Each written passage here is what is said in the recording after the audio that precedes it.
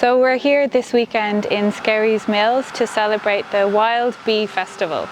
It's a collaboration between ourselves in Fingal County Council and the National Biodiversity Data Centre and Sustainable Skerries. It's also, I suppose, a celebration of the grassroots work that's been done by a lot of the Tidy Towns communities in Fingal. We have a lot of stuff for the kids as well. There's face painting. So you can see one of the workshops going ahead in the background here. We have Dr. Nolene Smith from the Botanic Gardens. She is showing people how to ID some of your more common and maybe some of your rarer native plants, and giving people an idea of where they might grow and how to protect them and how important they are for our pollinator species. And that kind of leads on to how important they are then for insects and for our bird life, a biodiversity chain.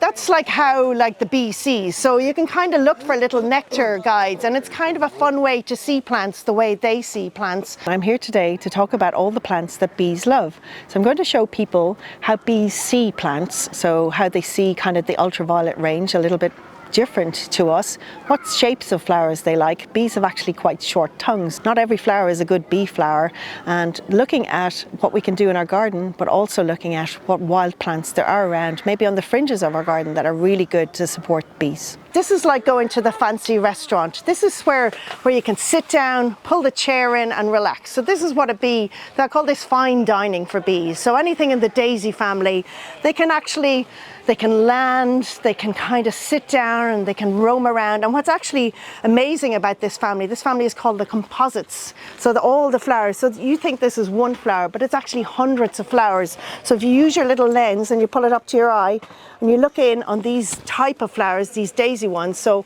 we're going to let you off around the garden a bit, but you'll see hundreds of flowers packed in this little thing. Our aim here today is to promote the large carder bee.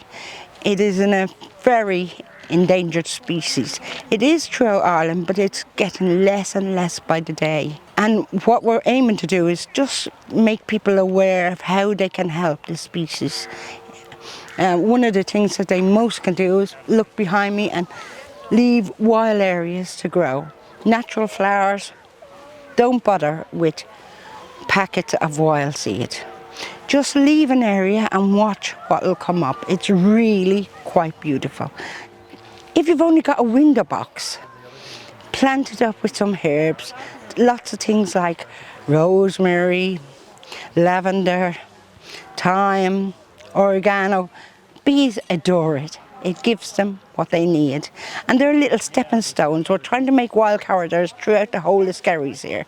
So if you could even have a window box where the bee is going from one place to the other, he'll get tired and he just wants to stop for a few minutes, have a rest and get some nectar. What she'll do now is mate with the male, and then she'll start feeding on pollen in order to build up her reserve so she can survive over the winter. We've had people from all over the country come, actually. It's quite amazing. We've had one lady from Dingle, someone from Mayo, there's a group of guys down from Donegal. It's been pretty amazing, but here we are as part of it on a bee walk in Skerries allotments. And one of the projects that we manage is the All Ireland Pollinator Plan, which was set up in 2015 to try and address the declines in our wild bees. We've got about 100 wild bees and a third are threatened with extinction.